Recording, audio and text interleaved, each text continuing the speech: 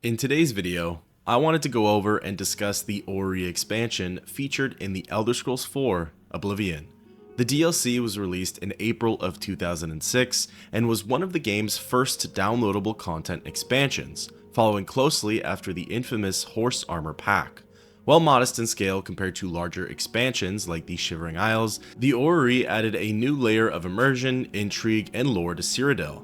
By providing players access to a new questline and a long-lost relic of Tamrielic science and magic, the Orrery showcased Bethesda's attempts at experimenting with small-scale focused content. Despite being overshadowed by later DLCs, the Orrery holds a unique place in Oblivion's history, offering a glimpse into the mysteries of Tamriel's celestial mechanics, as well as experiencing one of the few remaining Dwemer constructs here in Cyrodiil. As per usual, the facts and information provided are brought to you by the game itself and the unofficial Elder Scrolls pages. The expansion begins as soon as the player installs and starts their game. Along with the other DLCs, you'll receive an onslaught of notifications for each new quest that was added. Among them is repairing the Orrery. Apparently, Bothiel from the Arcane University sent out a note to the player, and it regards tracking down some dwarven artifacts. The note reads, "To whom it may concern. You have been passed this note because you may be able to help the Mages Guild. The Council of Mages has not the resources. The Legion is either unwilling or unable to assist. A shipment of dwarven artifacts from Morrowind, destined for the Arcane University, was intercepted by bandits recently. Intending to sell the artifacts for profit, they have stolen items essential to repair the Imperial Orrery in Cyrodiil's capital. The only known location of these bandits is Camp Ailes, north of Kvatch. If you find these ruffians and recover the items they've stolen, I will be most indebted. The Orrery is my life's work, and I would hate to see it pass into obscurity now. Items missing: 2 dwarven cogs, 1 dwarven coer, 1 dwarven cylinder, and 1 dwarven tube. Signed, Bothiel." Bothiel is one of the resident mages at the Arcane University, and she would have been interacted with during the Necromancer's Moon Mages Guild quest. Seeking her out and trying to speak with her at this current moment sparks this dialogue. "I'll pay handsomely if you can procure the items in that list. Find me everything on there, and you'll be well compensated. Good day." Unfortunately, there isn't much more in the way of conversation with her for now, and the doors to the Orrery are still locked, but that just means that it's time to embark on this quest. The note mentioned that Camp Ailes would be the best place to start your search. As well, you should expect some form of bandit resistance. Depending on how you get there, you'll have to battle against a few of the ruffians, as well as Cyrodiil's wildlife. Once they've been defeated, you can peer into their inventory to discover one of the dwarven artifacts, along with an undelivered letter. Procuring both grants you a quest update, and the letter itself reads, "Until a buyer can be found, the items should be hidden. Scatter them so the Legion pigs can't ferret them out easily. Use our safe spots at the following camps: Dagny's Camp, Broch Camp, Bodine Camp, Varys Camp. Word will be sent when it's time to get rid of these things."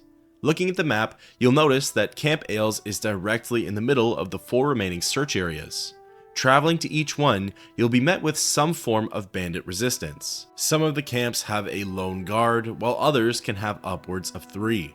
The nice part though is that the bandits are obviously scaled to the player, so whether you're level 3 or level 20, they shouldn't be too challenging. Perhaps though, in its own right, that could be considered a bit of a sore spot for some players. There isn't a whole lot of effort or push needed to obtain the dwarven parts. It's interesting that they didn't decide to create whole new dungeons, or at least revamp pre-existing ones, in order to create a more intricate fetch quest experience. However, the answer to that may lie in what the Orrery actually does. Continuing with the quest, as soon as the player has retrieved all 5 pieces, another journal update will pop up, saying that it's time to hand them over to Bothiel. Returning to the Arcane University and speaking with her sounds like this. "Hello." "You have them? The items I requested? Give them to me, please." Yes, this seems to be everything. Here's your reward. Thank you again." Bothiel takes the artifacts and heads inside of the Orrery. Attempting to follow her, the door is still locked, and it turns out you'll need to wait until the next day for her to finish setting things up. According to the UESP, you'll get an update as soon as the clock strikes midnight. Also, it's apparently a common bug to not get notified when she hands you the reward. Rest assured, you would have received 100 times your level in gold, with 3,000 drakes being the maximum handout. Once you're ready, it's time to head inside of the Orrery. Going through the first door brings you to a very small entranceway. On the other side, you'll see a magnificent Dwemer metal door, unlike any that you would have seen in the likes of Oblivion. Going through it, you're brought to a completely separate dark room that contains mysterious and intricate Dwemer contraptions. At the center is a giant machine, and surrounding it are 2 staircases leading upwards. Bothea will be in here with you, but other than her dialogue for the Imperial City, A pleasure to speak with you. The orrery here is the only one in Cyrodiil. There's one more in Hammerfell, the old one at Stros Mackay. you won't be getting much more out of her.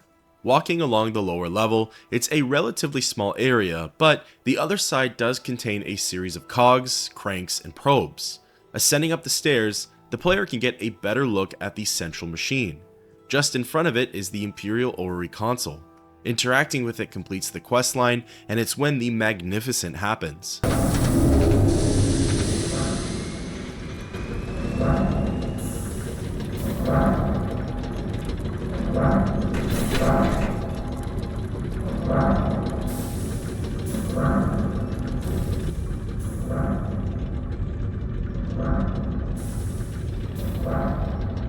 The Orrery is a large mechanical planetarium. It stands as a marvel of Tamrielic ingenuity, blending magic and engineering to map the movements of Nirn, the moon's Master and Secunda, and the stars. As soon as the console has been activated, you can interact with it again to receive its buffs. Players are granted access to a set of unique powers determined by the alignment of Nirn's moons, Master and Secunda. These powers include abilities such as increasing strength, intelligence, or speed temporarily. Each lunar phase corresponds to a different boon, encouraging players to periodically revisit the Orrery to gain new buffs. The powers are relatively modest compared to other boons in Oblivion, but they add an element of strategy and immersion, connecting gameplay mechanics to Tamriel's celestial lore. Players who roleplay scholars, mages, or explorers may particularly enjoy this feature, as it reinforces the idea of harnessing the power of the stars. Speaking from a personal experience, the Orrery's colors, movements, and contraptions are some of the most breathtaking sights that I've seen in this game. There's something so mesmerizing and awe-inspiring about the clusters of blue light patterns plastered onto the dark moving walls of the space. The center contraption itself seemingly acts as a display for each of the systems found in Mundus. Now, as for the greater powers and what they do, well, it's all controlled by the console. There are 8 different powers, and each corresponds with the cycle of the moons. These powers can only be cast once per day, and all of them affect the player's attributes, both in a positive and a negative way. One attribute gets increased by 20 points, while the other gets decreased by that same amount, and this effect remains for 60 seconds. Every 3 or so days, a new power will be presented to the player, and you can only hold one at a time. The console itself will display the cycle of the moons, and that acts as a way for the player to know when a new spell is ready. The cycles themselves correlate to the real-world cycles, and I'll be going over them now. The first of the moon phases is that of the new moon. This is demonstrated when both of the spheres are void of light.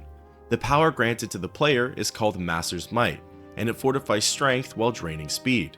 The second phase is the waxing crescent, so when there's a little bit of light on the right-hand side, the power granted to the player is Master's Grace, and it fortifies speed while straining endurance. The third phase is the first quarter.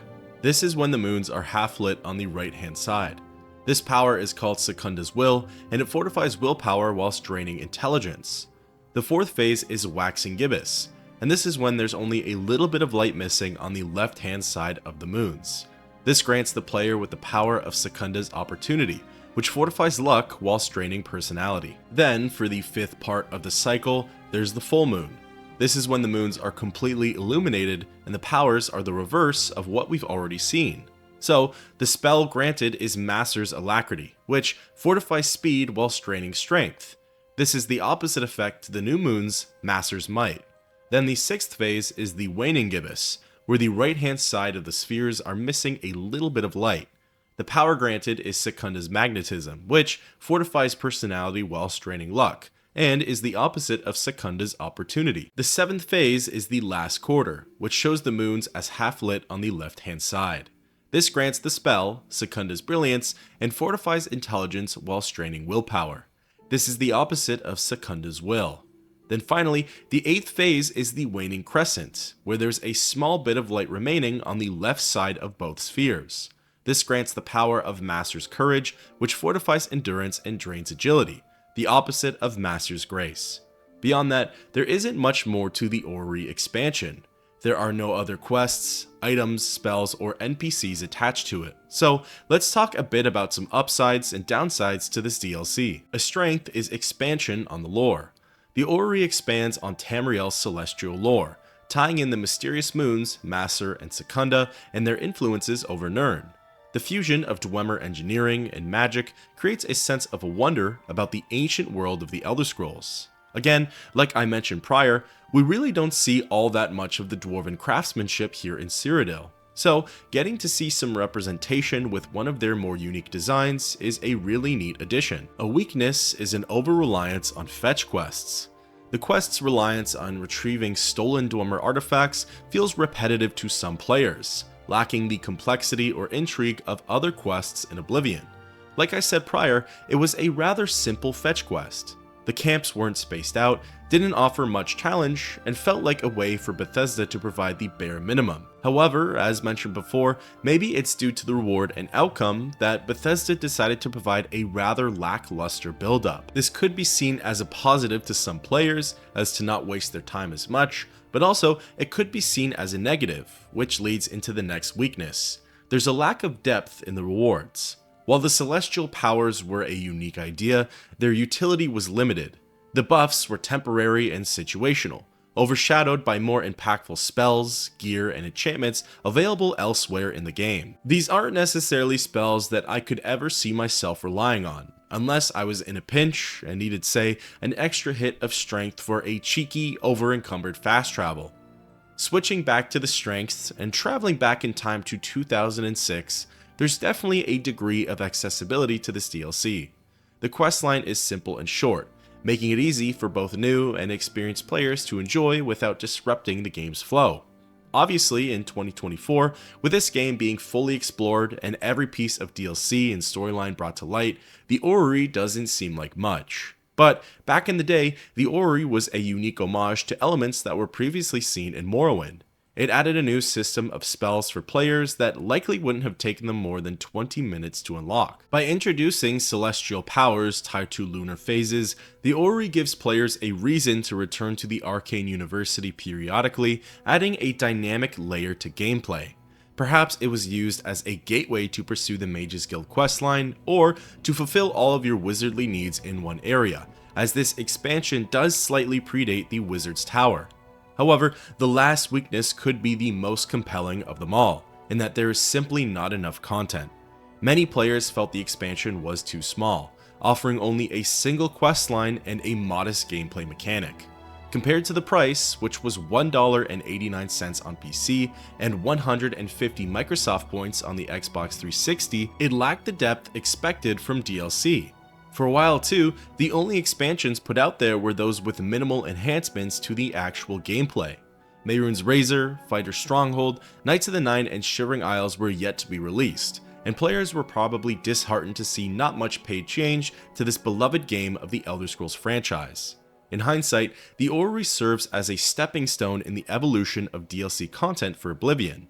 As one of Bethesda's first experiments with DLC, it laid the groundwork for future expansions like Knights of the Nine and Shivering Isles, which offered more substantial content. While its scale and impact were limited, the Orrery demonstrates Bethesda's commitment to expanding on Oblivion's world in creative ways. The expansion's focus on Tamriel's celestial and Dwemer lore contributed to the game's rich tapestry of history and mythology. For players invested in the Elder Scrolls universe, the Orrery provides a unique glimpse into the technological and magical wonders of Tamriel. Before closing out, here's a blurb directly from Bethesda regarding the Orrery. It has since been deleted, but thankfully, the UESP has it saved on their website. It reads, "Edwina, my thanks for the latest trove of information. I understand it is difficult to decipher the glyphs remotely. Archmage Traven has not deemed it necessary for you to make the long trip from Morrowind to visit the Orrery personally. I know what a hardship that must be for you. Your interest in and dedication to Dwemer research has not gone unnoticed at the university. From what you have told me, I suspect that not only might it be possible to return the Orrery to a functional state, but we may unlock features that have been hidden to us until now. I have long wondered about the function of the console separate from the primary mechanism. These plans you have sent suggest it might have a significant use. I have seen repeated references to Masser and Secunda, and they are clearly somehow related to this particular section of the Orrery. To what end, I cannot be sure, but I would very much like to find out. If your excavations continue, I wonder if you might be able to send me some spare parts. The council has authorized you to send me several cogs, as well as a coher, cylinder, and one of those fascinating tubes. Formal papers for the shipment should arrive sometime next month. You know how the council tends to drag its feet, even when it can finally make a decision. Thank you again for your assistance with the Orrery. Perhaps someday I'll have time to visit Aldrune and see these ruins in all their native glory. Signed, Bothio. In conclusion, though modest in scope, the Elder Scrolls IV Oblivion's Orrery expansion adds a layer of immersion and intrigue to the world of Cyrodiil. By restoring a long-forgotten marvel of Dwemer engineering, players engage with Tamriel's ancient history and unlock the power of the stars. While it falls short of the depth and complexity seen in later expansions, the Orrery represents an early experiment in DLC content that helped shape the future of the Elder Scrolls. For those who appreciate the intersection of lore, magic, and ancient technology, the Orrery remains a small but fascinating corner of Oblivion. I'd love to know your thoughts on this expansion, and until next time, keep on adventuring.